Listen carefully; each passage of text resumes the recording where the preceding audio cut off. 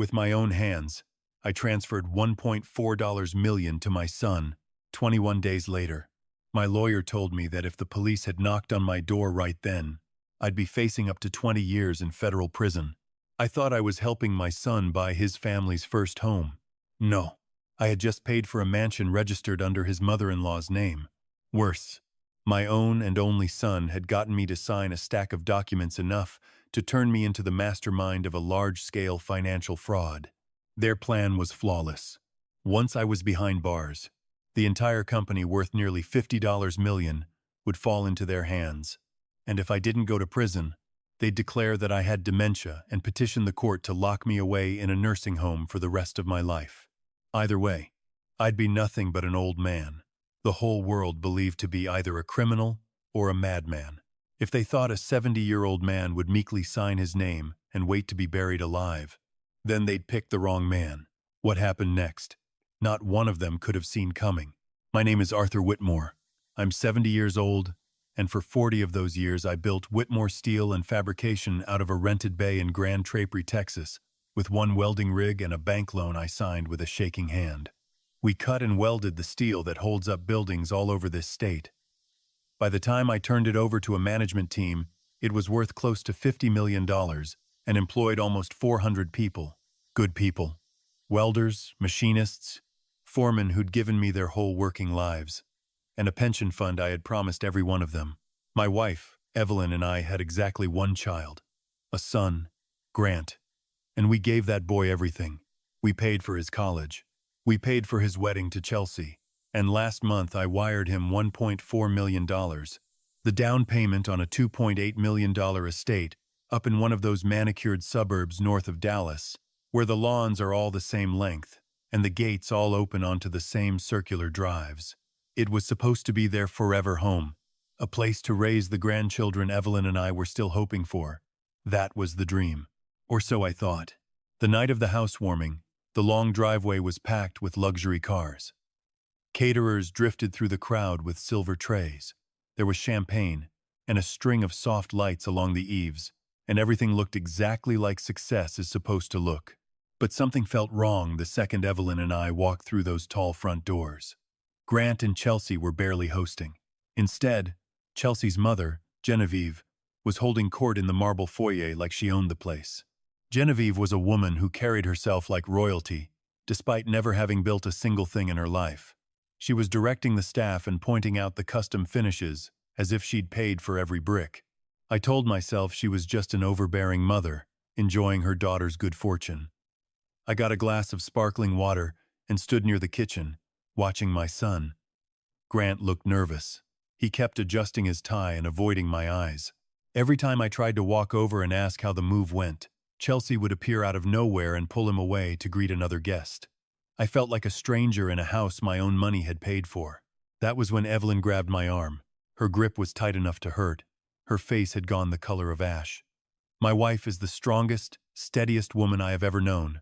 She stood beside me through 40 years of payroll scares and bank meetings without ever losing her composure. Seeing her this frightened sent a cold current straight down my spine. She leaned close and whispered that we needed to leave. Right now, I asked her why, but she wouldn't say another word until we were locked inside our car at the far end of that long driveway, the noise of the party fading behind us. Then she turned to me, and she asked me a question that I will hear in my head for the rest of my life. She asked if I had actually seen the final paperwork. If you've ever watched the person who knows you best turn white and go silent, you know that particular kind of dread. It's the dread of understanding that whatever they're about to say is going to reorganize your whole world, and there is nothing you can do to stop it from being true. I gripped the wheel and told her the transfer went to Grant's escrow, that the attorney sent me the preliminary agreements last month, and everything was in Grant and Chelsea's names. So what was the problem? Evelyn closed her eyes, and a single tear ran down her cheek. She told me she'd gone upstairs to find a restroom, and the door to the study had been standing open. Genevieve was inside, holding a glass of wine, showing something on the wall to 3 of her friends. They were laughing. And what she was showing them, framed and hanging behind the desk like a trophy, was the property deed. I told her the deed, said Grant and Chelsea. My voice was already unsteady, and Evelyn shook her head. She said Grant's name was nowhere on that document. Chelsea's name was nowhere on it either. The estate was titled to a limited liability company, Sinclair Holdings, and Sinclair was Genevieve's maiden name, the name she used to brag about her imaginary blue blood heritage. Evelyn said she saw the state seal and the filing date. It was registered 3 weeks ago, right after I sent the money. I had not bought my son a home. I had bought Genevieve a mansion. She owned all of it. I sat there in the dark, and the silence was deafening. 40 years of work, 40 years of missed dinners and 16-hour days building something so my only child would never have to struggle the way I had. And he had taken my life savings and handed the keys to his manipulative mother-in-law. My own flesh and blood had run a deception right under my nose. And I want to be honest with you, because I don't fake calm for an audience. In that moment, I was not calm. I was shaking, but somewhere underneath the shock, something colder and steadier was already taking over. I am not a man who falls apart. I am a man who solves problems. I took out my phone and I called Grant's cell. It rang once, twice, 3 times. I pictured my son in that glittering living room, playing the proud new homeowner, while his mother-in-law held the real power. Then the call connected. And it was not my son's voice. A high, satisfied little laugh came through the speaker. Genevieve. She purred that Grant was far too busy moving her antique furniture into the master bedroom to come to the phone. And then she thanked me, so very much, for the lovely little gift. The line went dead. Evelyn was crying softly beside me. Genevieve had just confirmed every fear taking root in my chest. I put the car in gear and drove us home. I didn't sleep. I sat in my home office, the same room where I drafted the first business plan for Whitmore Steel 40 years ago, and I logged into the county property portal. It took less than 10 minutes to find exactly what Evelyn had described. The estate was titled to Sinclair Holdings. I pulled the corporate registry. The sole managing member was Genevieve. My son and daughter-in-law held 0 ownership in the home my $1.4 million had secured. I printed every page and set them in a folder and waited for the sun to come up. At 6:45 in the morning, I pulled into the executive lot at Whitmore Steel. Usually I felt pride walking into that building. That morning I felt nothing but cold dread. I nodded at security and walked straight past my own office toward the finance wing. Grant was the chief financial officer. I had handed him that title 3 years earlier, believing he had the integrity to run the company I intended to leave him. I pushed open his door without knocking. He was behind his big desk with a coffee, eyes on a dual monitor. He looked up, startled, then covered it with a smooth, easy smile. He asked what I was doing there so early, said he'd missed me at the toast. I didn't smile back. I opened the folder and, without a word, I slammed the county records down in the center of his desk. I watched the blood drain out of his face. His confident posture crumbled. A bead of sweat formed at his hairline as his eyes found the highlighted name, Sinclair Holdings. I asked him, very quietly, why my $1.4 million had bought his mother-in-law a mansion. He stammered that it wasn't what it looked like, that I didn't have the full picture, that there were things I didn't understand about how they'd structured it. I told him I understood perfectly. I told him Genevieve had answered his phone the night before to mock me about it, and that he had exactly 1 minute to tell me the truth before I called the bank and reported a fraud. That was when the door opened, and Chelsea walked in carrying 2 designer coffees and a tray of pastries. She saw the documents spread across the desk, and her whole posture changed. The sweet daughter-in-law act evaporated. She asked, dripping with sudden outrage, whether I had actually gone digging through public records to spy on them. She planted herself slightly in front of Grant like a shield and said she couldn't believe I'd violate their privacy like this. I told her I'd handed them over $1 million of my own money, and I had every right to know whose name was on the title. She snapped that it had been a gift, and a gift means you let go. It means you trust your son, and instead I was sneaking around investigating them like criminals. She called it controlling. She called it toxic. Grant found his courage now that he had backup. He shook his head slowly and told me I couldn't just storm in hurling accusations because I didn't understand modern financial planning. He said I was reacting emotionally instead of logically, and I felt something twist in my gut because they were completely united, standing shoulder to shoulder, looking at me not with a shred of remorse but with a shared, rehearsed annoyance. Then Grant reached into a bottom drawer and pulled out a thick black folder with a gold accounting firm logo on the cover. He set it down and put both hands flat on it and told me to sit, in a voice thick with condescension, and let him explain how the tax system actually works. He said when he finished, he expected a full apology, and then he performed. He told me the world of large financial transfers wasn't as simple as when I bought my first house 40 years ago. He said if I'd wired the money straight into their personal accounts, the gift tax would have crippled them. He pointed to a dense spreadsheet of tax brackets and depreciation schedules.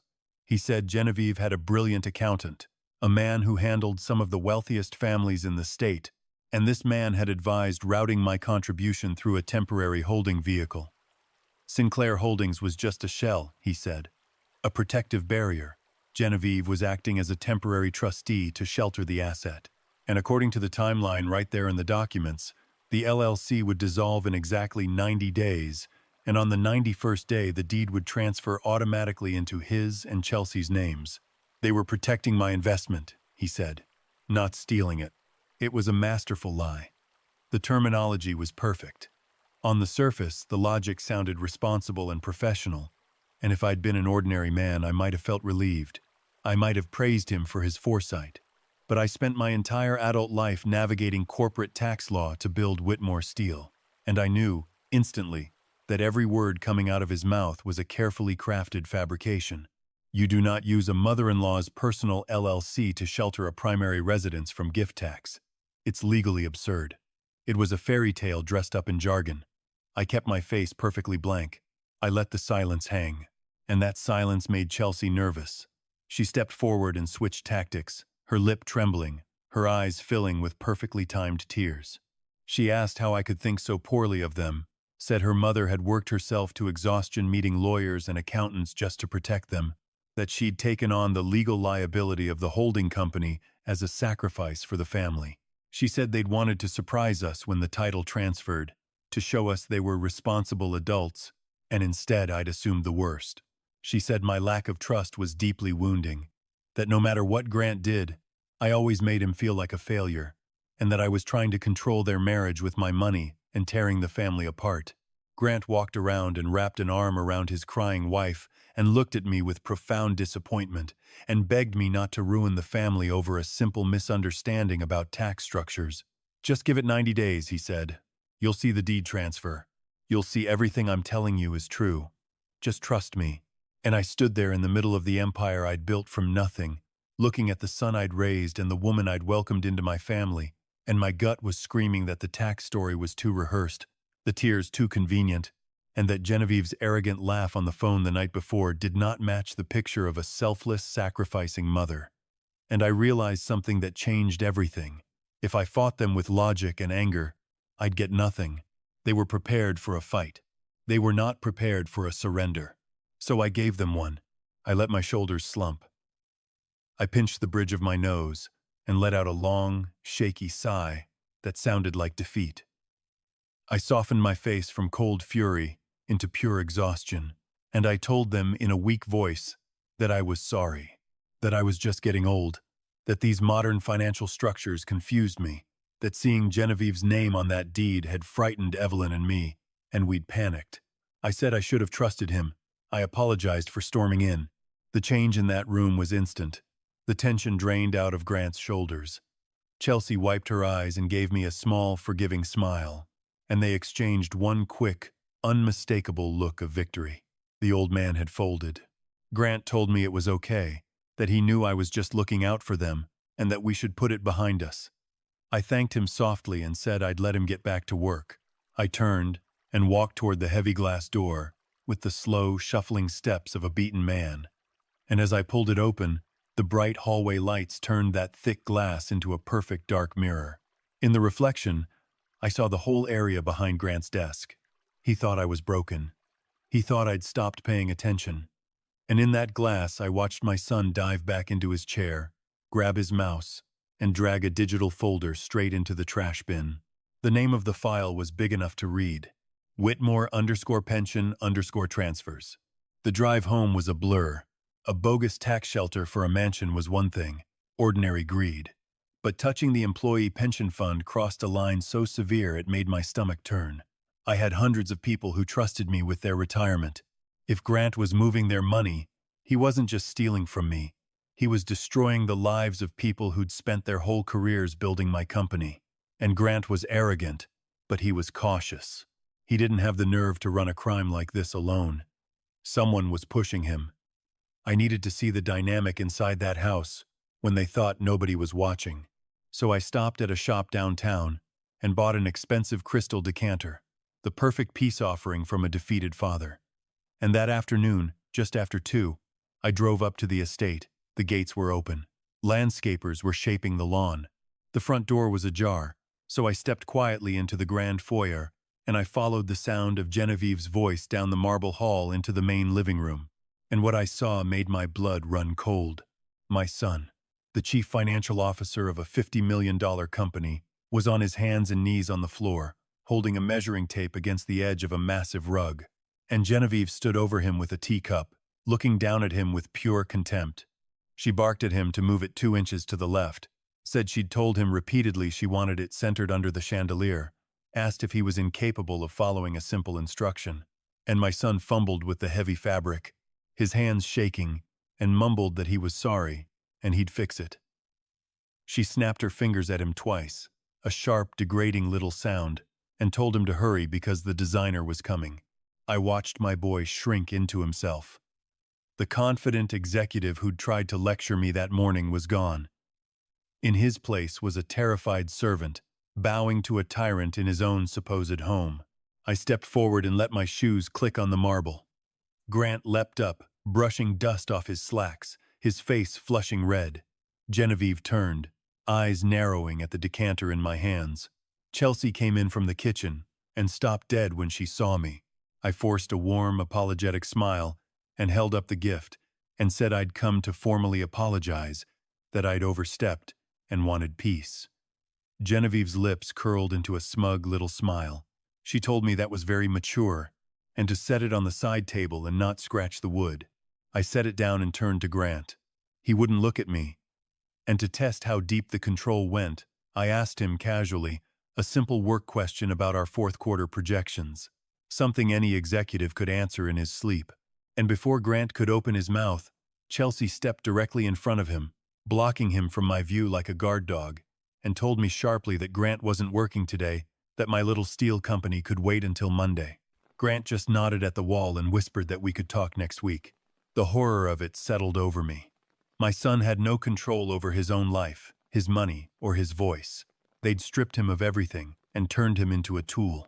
I said of course, and asked to use the restroom, and walked down the hall. I knew where Genevieve had claimed her study. The door was open. The room smelled of expensive perfume and leather.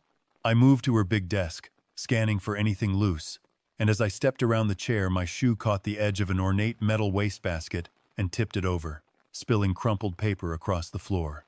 I crouched to clean it up before anyone heard, and as I reached for a wadded ball of paper, a bright logo caught my eye. I smoothed the torn pages against my knee. They were final notice letters from 3 different offshore casinos in the Caribbean, addressed to Genevieve Sinclair. The red ink at the bottom demanded immediate wire transfers to settle outstanding markers, and the numbers were staggering. Genevieve was not a wealthy aristocrat sheltering assets from the government. She was a compulsive gambler, drowning in tens of millions of dollars of offshore debt, and she was using my son and my company's pension fund to keep herself alive. I arranged the torn pieces back in the basket exactly as I'd found them. My hands were steady. I walked back out, smiled at Grant and Chelsea, told them I was glad we'd cleared the air, and showed myself out. At home, I told Evelyn everything, in a low voice at the kitchen island. The way Genevieve degraded our son, the deleted pension file, the casino letters. She covered her mouth, tears welling. She said our son was stealing to feed a gambling addiction, and we had to call the police. And I shook my head and took her trembling hands and said no. If we went to the authorities now, Grant would simply erase the rest of the digital evidence. He was the CFO. He controlled the servers. He'd claim I was a confused old man making wild accusations, and Chelsea would back him completely. I said if we were going to stop this, I needed undeniable, concrete proof, pulled straight from the company's own records, without Grant ever knowing I was looking. I spent that evening acting completely normal. Dinner, the news, bed at my usual time. If Grant was watching my behavior, he'd see nothing but a tired old man settling into quiet retirement.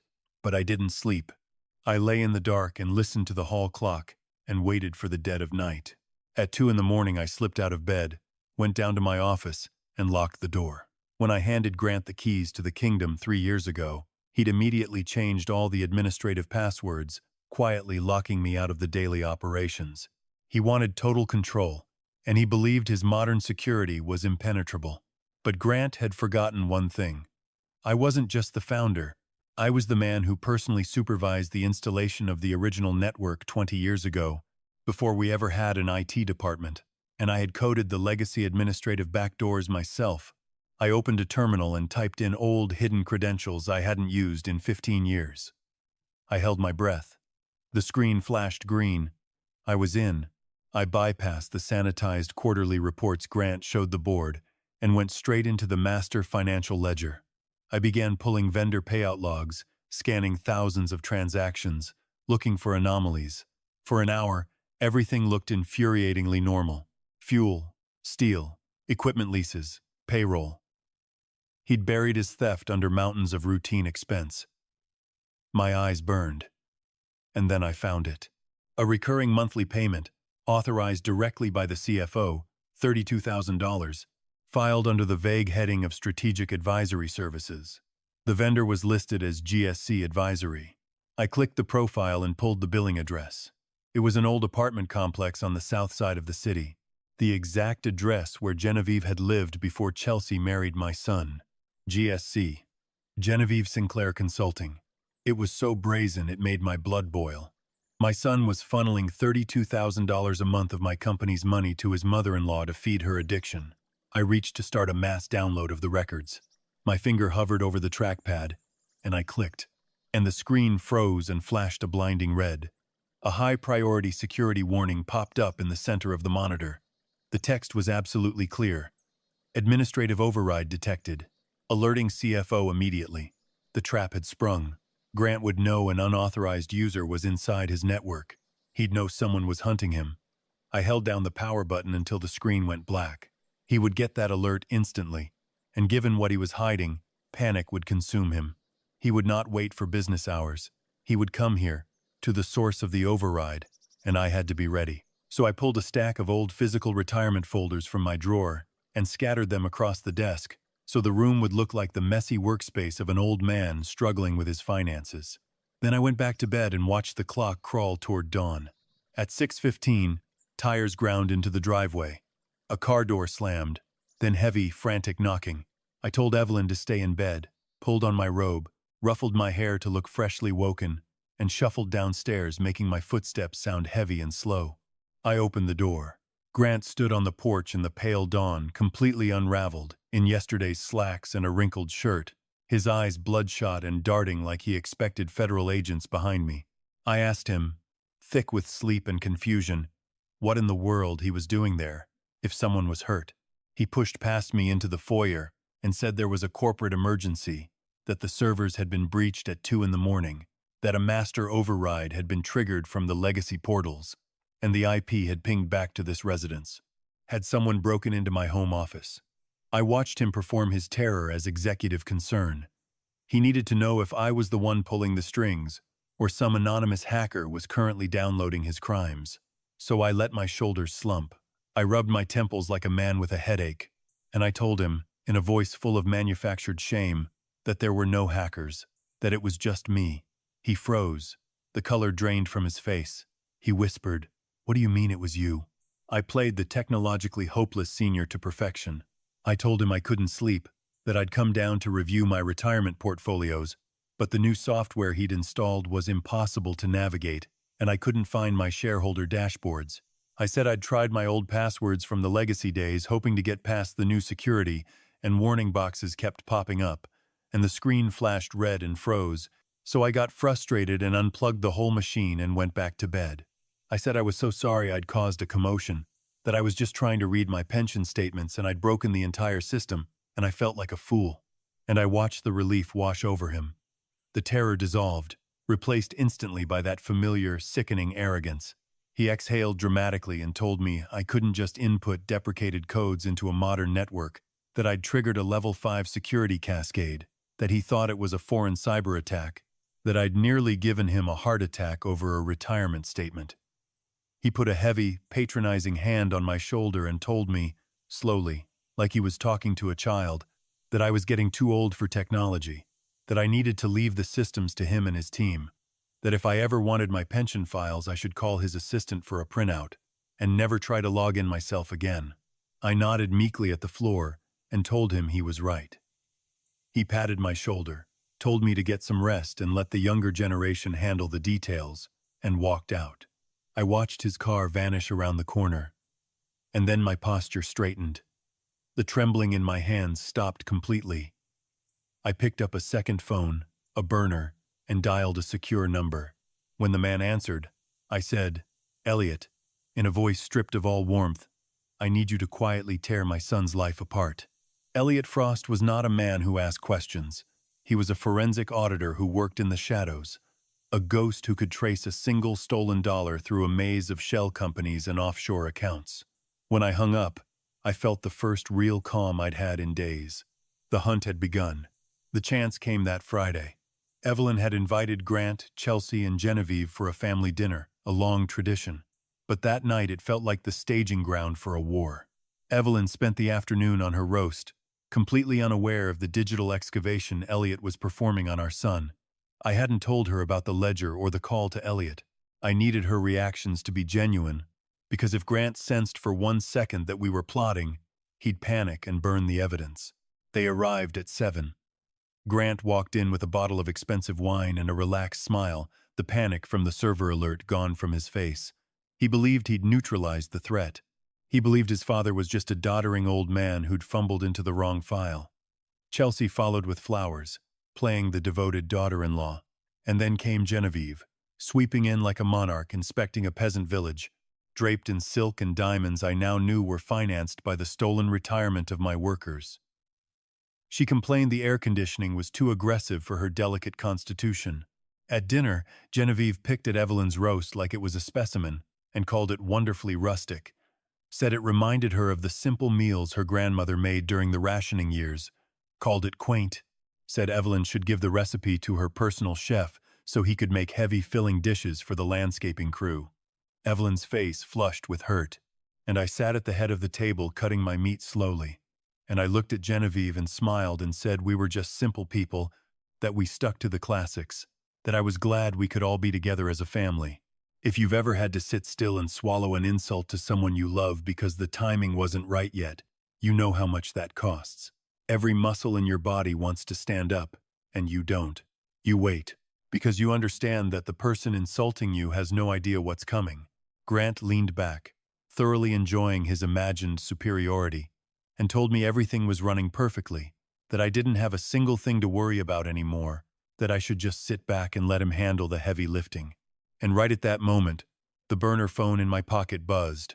Once, I kept my smile frozen and slid it out under the heavy table, screen dimmed, and glanced down while nodding along to Grant's story about his golf handicap.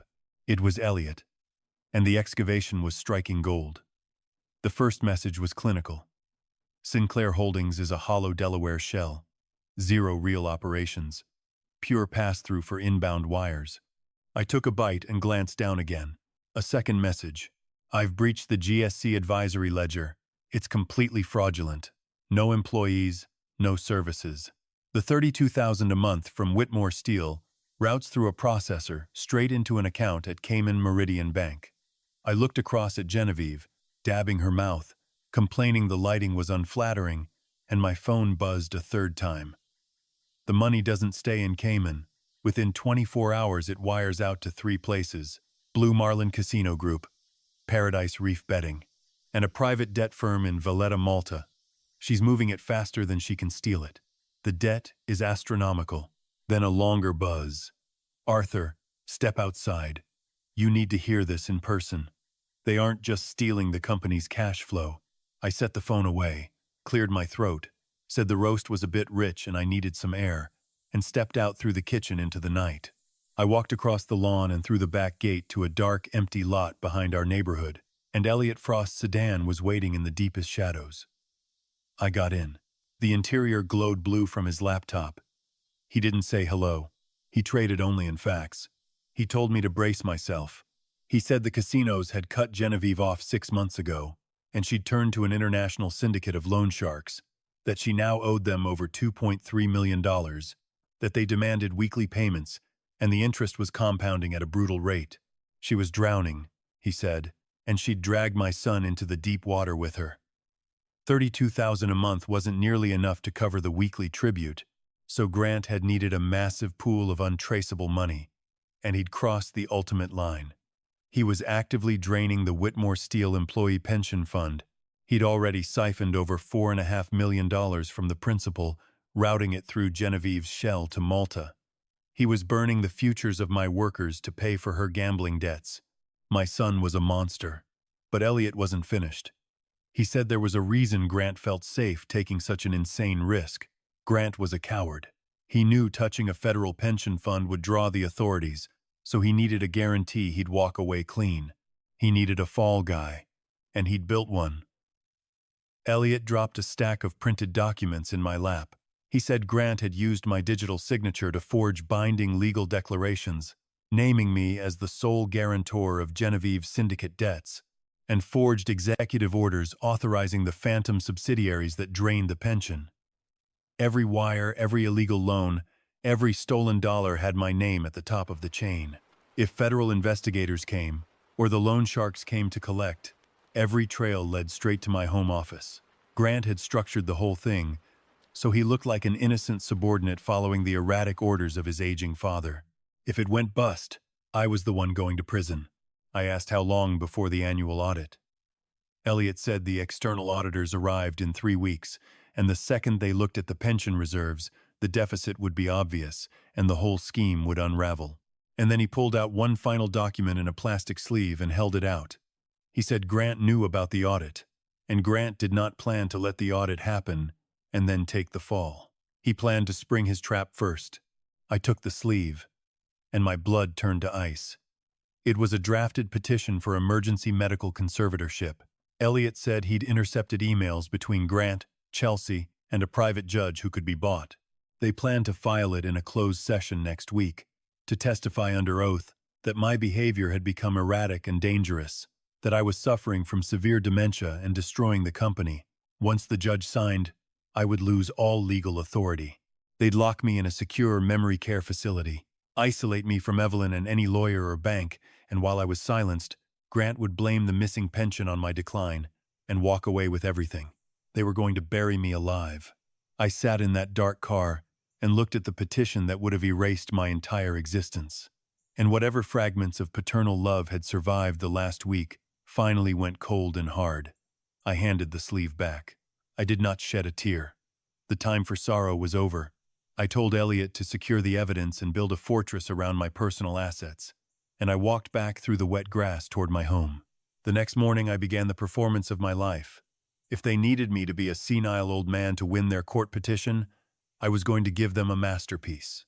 I shuffled into the kitchen where Evelyn was pouring coffee and Grant was reviewing something on his tablet, and I looked right at my son with a blank, vacant face and called him Eugene. That was my brother's name. My brother has been dead for 20 years. I asked Eugene if he'd finished the inventory logs. Grant lowered his tablet slowly and exchanged a wide-eyed look with Evelyn, then told me, dripping with fake concern, that it was him, Grant, that Eugene had been gone 20 years, and asked if I was feeling all right. I blinked and pressed a trembling hand to my head and mumbled that I hadn't slept. Later, when Chelsea stopped by, I opened the fridge for a bottle of water and quietly set my car keys on the middle shelf next to the milk. Then I went to the living room and searched my pockets and complained loudly that I'd lost my keys again. Within 3 minutes, Chelsea found them in the refrigerator and held them up for Grant to see, and I watched from the corner of my eye as they barely contained their glee, and Grant pulled out his phone to document my staged decline for their court filing. They were building their case, dancing on the exact stage I'd built for them, and while I played the crumbling patriarch by day, My nights were war. I met with Elliot and my senior attorneys in secure locations after midnight, and we moved fast. Because the company was still legally mine, and the forged guarantor documents hadn't yet been activated by the loan sharks, I had a narrow window. I quietly liquidated my personal stock portfolios into blind trusts, insulated completely from the company and from Grant. My attorneys worked directly with federal fraud investigators to place holds on the fabricated guarantor documents, building a firewall between my identity and Genevieve's offshore debt, so if the syndicate came for their money, they'd hit a wall. But my most devastating move was structural. 30 years ago, I personally financed the main fabrication plant. The company still held a large mortgage lien on that property. Working silently, I executed a complex transfer, moving that lien out of the corporate holding company and directly into my own private trust. In one stroke, I went from vulnerable founder to the untouchable supreme creditor of my own company. If Grant somehow seized control through his fake conservatorship, he'd inherit a mountain of debt payable directly to me. By the end of the week, the trap was primed. I'd secured my wealth, neutralized their leverage, and gathered enough forensic evidence to send them to prison for a decade. But I needed one final, undeniable piece. I needed to catch them in the act, to destroy any defense they might mount. I needed their true intent on camera. So that Thursday evening I sat at my desk and drafted a document on gold letterhead. I titled it, Voluntary Transfer of Chief Executive Authority. I filled it with dense, authentic legal language surrendering my position, my assets, and my banking authority to Grant. It was exactly what they were trying to steal through the courts, packaged as a gift. I printed it, set it in the center of my desk, and laid my gold fountain pen beside it, the signature line glaringly blank. I made it look like a work in progress, something I was contemplating but hadn't yet signed. To a desperate man, an unsigned transfer of power is an invitation to forge. Then I walked to the bookshelf, where I'd hidden a motion-activated microcamera inside the hollowed spine of an old encyclopedia, its lens angled to capture the whole desk, streaming to my burner phone. I adjusted the lamp to light the document like a stage, and I walked out, leaving the office door slightly ajar. I told Grant, who was helping Evelyn clean up, that my mind felt foggy and I was going up to sleep, and asked them not to disturb my office. Then Evelyn and I did something I hadn't planned. I looked at my wife, and I told her to quietly pack a bag, because we could not sleep under the same roof as the people plotting to cage me. We slipped out the private side entrance, and a car Elliot had arranged carried us to a downtown hotel. In that cold, sterile room, I connected my laptop and put the camera's live feed up on the larger screen, and Evelyn sat beside me wrapped in a shawl, and we watched the empty office and the blank signature line waiting in the dark. For over an hour, nothing. Just the still, quiet room and the gold pen gleaming under the lamp. Evelyn leaned her head on my shoulder. She wanted so badly to believe our son would walk past that door and go to sleep. She wanted to believe the boy she'd carried and loved would not cross the final line. But I knew the pull of desperation. At 1:15 in the morning, the office door creaked open. Evelyn gasped, her fingers digging into my arm. Two figures stepped in. Grant flicked on a small lamp, and the dim light showed his face, set with predatory focus. Chelsea followed. They didn't move like a couple checking on an elderly parent. They moved like burglars in a vault. Grant went straight to the desk and leaned over the gold document, reading it. I watched his chest rise and fall as he absorbed it. He picked it up, held it to the lamp, and a slow, sickening smile spread across his face. He turned to Chelsea and whispered that the old fool had actually drafted it, that he was practically handing over the whole kingdom, that he was so terrified of his own failing mind, he was voluntarily writing the exact surrender they needed. Chelsea snatched it, read it, and laughed, a sharp, cruel sound with no humanity in it. She said she couldn't believe how easy he was making it, that she'd thought they'd have to fight him in court for months, but he was completely broken, nothing but a senile cash cow waiting to be milked. Evelyn began to weep silently beside me, listening to the woman she'd welcomed into our family mock my existence. But it got worse. Grant picked up the gold pen and looked at the blank signature line and said they didn't even need to forge it. He said they'd let him think it was his own idea, that Grant would bring it up at dinner Friday. Play the concerned son. Tell him how exhausted he looked, how he needed to step down for his health. Place the document in front of him, and he'd sign it willingly to save face. And once he signed, Grant said, their problems were solved.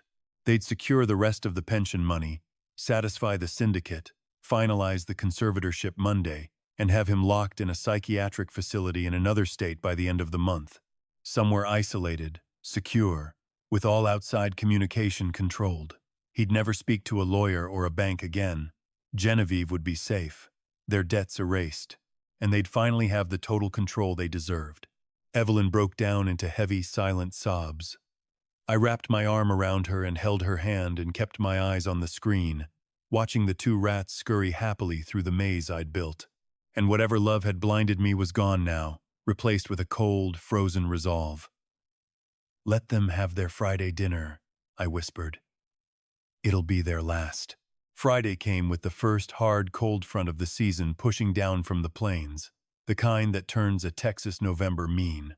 Evelyn and I drove up to the estate as the sky went gray. The gates were flanked by valets, the circular drive packed with luxury cars.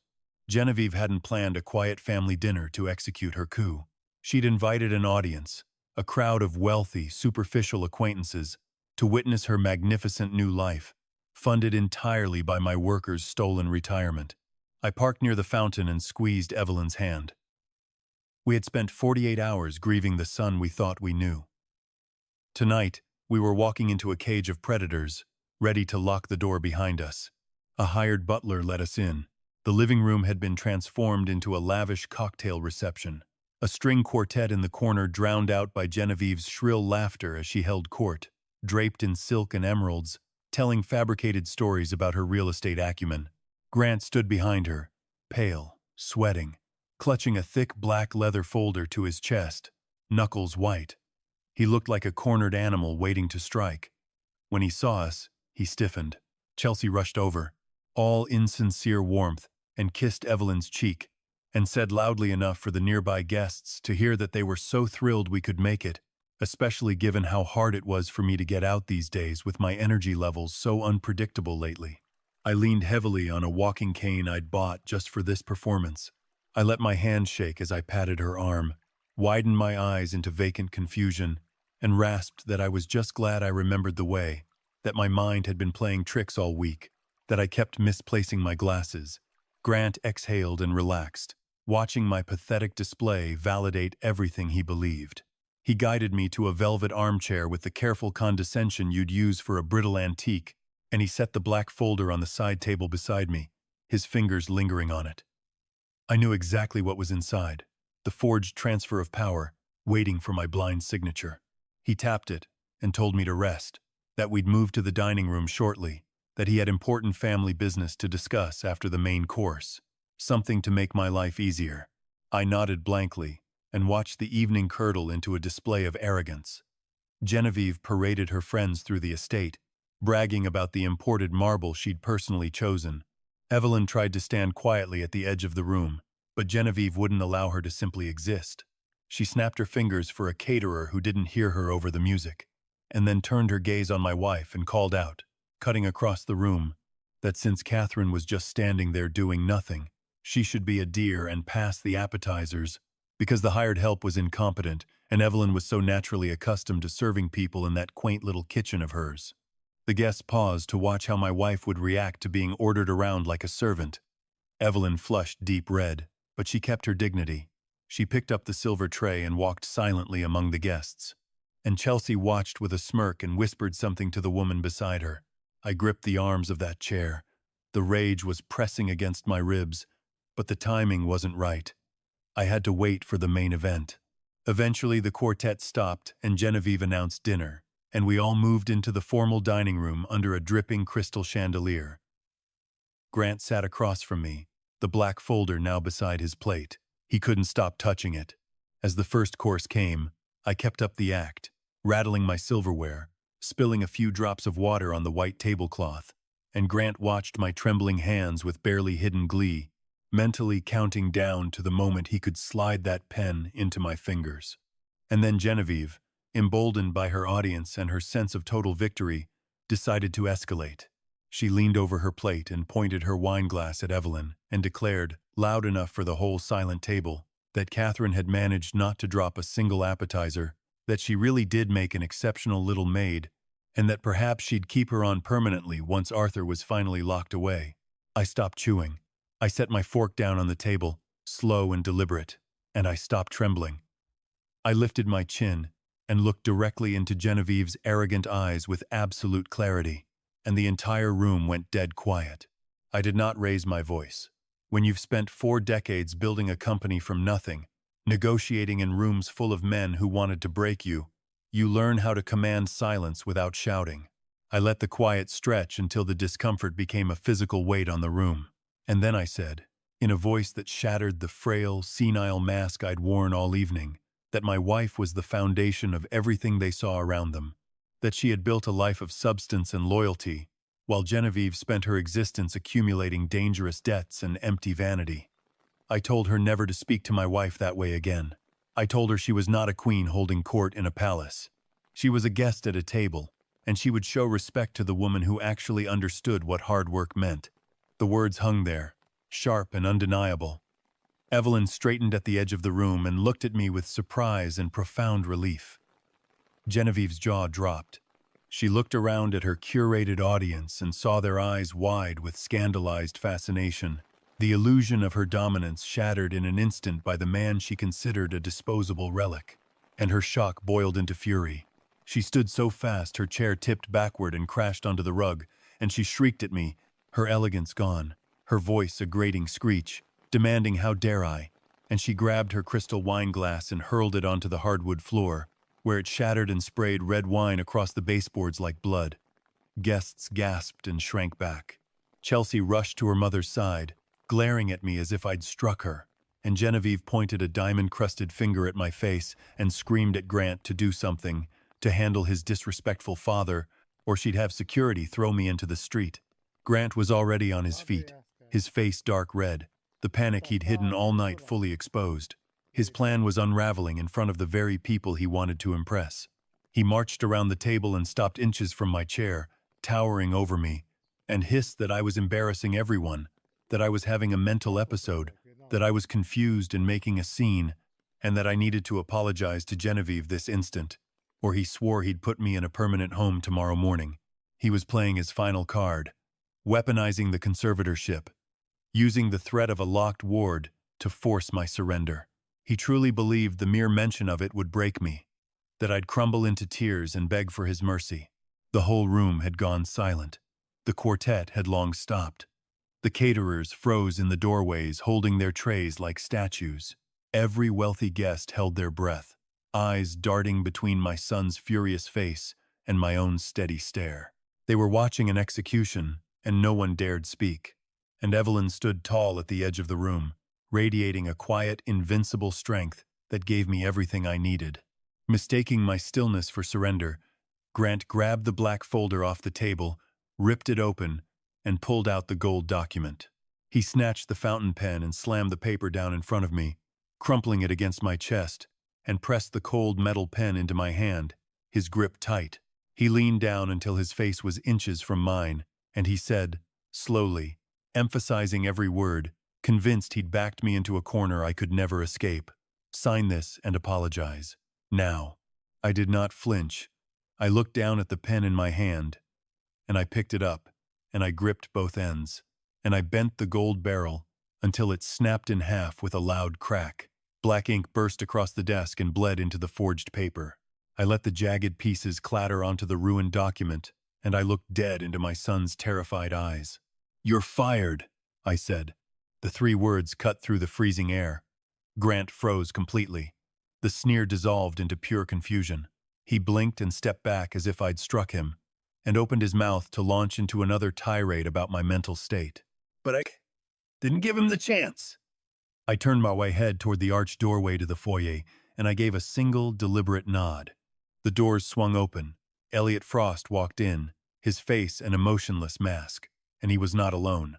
Flanking him were 2 broad-shouldered individuals in dark suits, badges gleaming under the chandelier, Federal agents. The gasp from the guests was instant. The manufactured elegance of Genevieve's party evaporated into the cold reality of a raid. Grant stumbled backward into a chair, all the blood gone from his face, looking from the agents to me, and I watched the horror arrive as he understood, finally, that the senile old man he thought he was hunting had been hunting him the whole time. I pushed myself up from the chair, standing tall and steady, and I left the cane where it lay. I looked around at Genevieve's wealthy, superficial friends, and I told them the truth. I said my son had spent months convincing everyone that my mind was failing, painting a convenient portrait of an aging patriarch losing his grip, but the truth was far more sinister. I said Grant was not a concerned son. He was a desperate, cornered criminal. And then I laid it all out, so every guest could hear. The hollow Delaware shell, the $32,000 a month routed to Cayman Meridian Bank, the wires to Blue Marlin, to Paradise Reef, to the debt firm in Malta. Genevieve gasped and clutched her emeralds. I told the room that Genevieve owned none of this magnificent lifestyle, that she owed an international syndicate over $2.3 million in gambling debt, and that to keep those violent creditors away, my son had crossed the ultimate line. He hadn't just skimmed cash. He had systematically drained over $4.5 million from the Whitmore Steel Employee Pension Fund. He had stolen the retirement of hardworking men and women to feed his mother-in-law's addiction. A wave of disgusted murmurs rolled through the room. Chelsea buried her face in her hands, and I said Grant was also a coward, that he'd known stealing a federal pension would draw the authorities, so he'd used my digital signature to forge documents naming me as the guarantor of Genevieve's debts, forged orders creating the phantom companies, and built an entire criminal enterprise designed to frame his own father.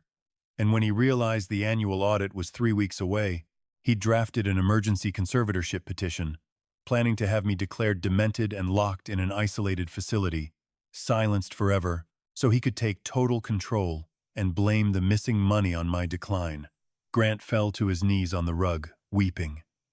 The arrogant executive was gone, replaced by a broken child facing the consequences of his own greed. Genevieve's eyes darted around, searching for an exit, and she bolted for the doorway, but the agent stepped into her path and blocked it. She slammed into them and stumbled back, and there was nowhere left to run. And then I reached into my jacket and withdrew one final document, folded and crisp official seals across the bottom. I said there was one more thing about this house, and I told them that when Evelyn and I provided the $1.4 million for the down payment, they'd assumed it was a simple, unconditional gift from a loving father. They'd paraded around bragging about their real estate acumen, convinced my money was their birthright, but I had not written a personal check. The capital had not come from my personal savings. It had come from the corporate treasury of Whitmore Steel, structured and recorded as a secured corporate loan tethered to Grant's continued employment. And since Grant had just embezzled millions from the pension and was terminated for gross misconduct, effective immediately, that loan was in catastrophic default. I was not simply seizing an asset. I was executing an immediate, irrevocable foreclosure on the property. I dropped the document on the table beside the shattered pieces of my gold pen. I told them it was a formal notice of eviction, that they did not own this house. The bank did not own this house. Whitmore Steel owned every brick, every square inch of imported marble, and every blade of grass on that manicured lawn.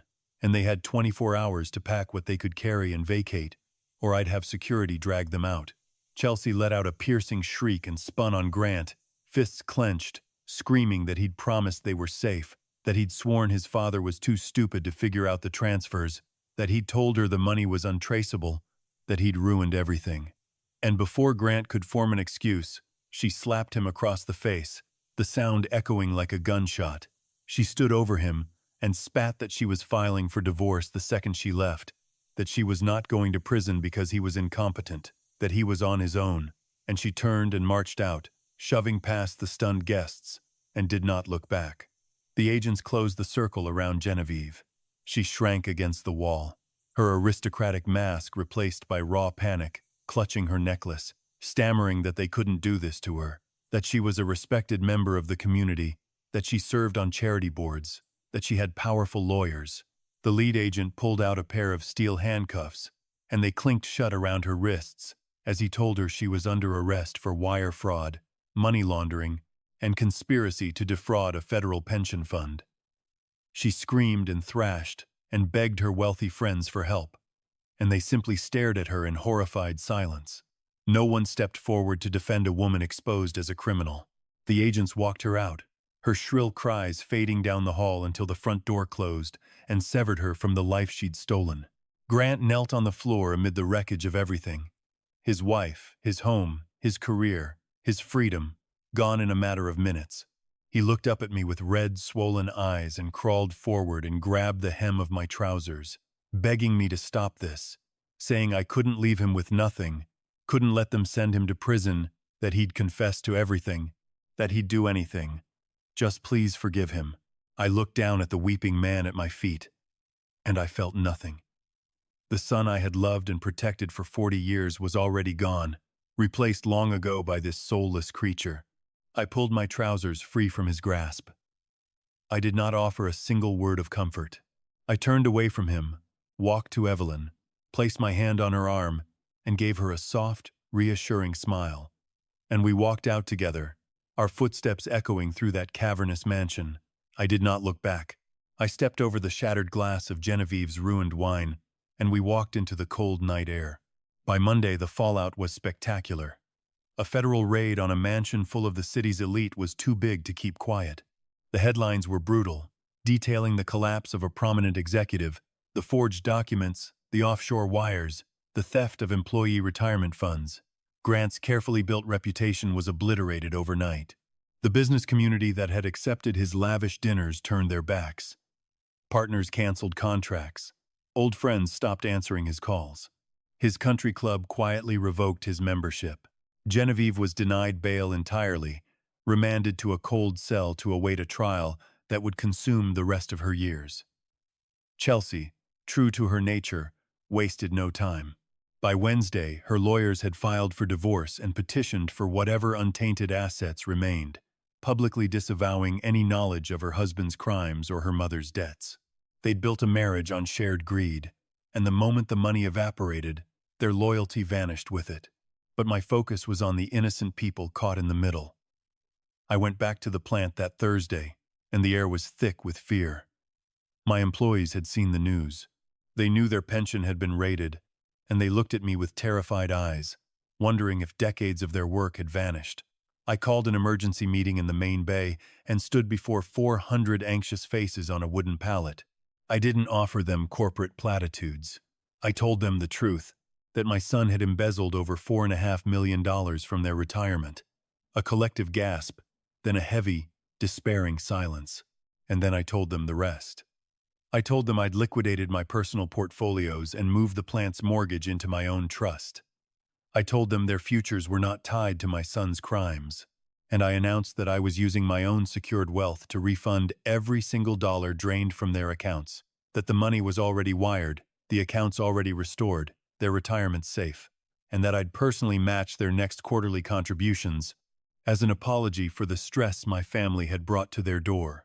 The silence broke into a wave of tearful relief. Men and women who'd worked the floor for 20 years came up to shake my hand with tears on their weathered faces. I had walked into that bay a man broken by the ultimate betrayal.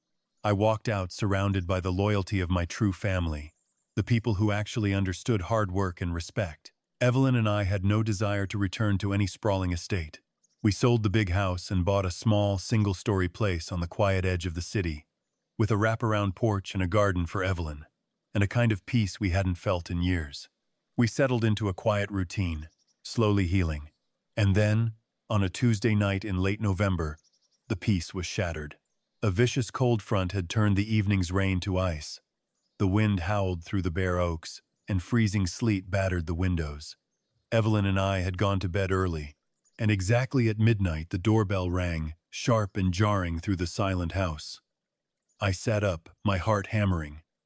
No one arrives at a quiet house in an ice storm at midnight with good news. I told Evelyn to stay, pulled on my robe, and walked down the cold hallway as the doorbell rang again, longer, joined by a fist pounding on the door. I flipped on the porch light and turned the deadbolt and pulled the door open against a rush of freezing wind. And standing on my porch, in the flickering yellow light, was my son.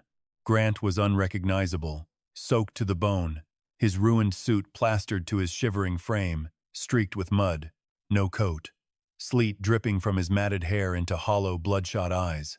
He looked like he'd aged 10 years in a month, his face gaunt, his skin stretched tight over his cheekbones. He was shaking so hard his teeth chattered. He had nothing with him. No bag, no phone, nothing. He was a broken man, chewed up, and spat out by the very reality he'd tried to manipulate.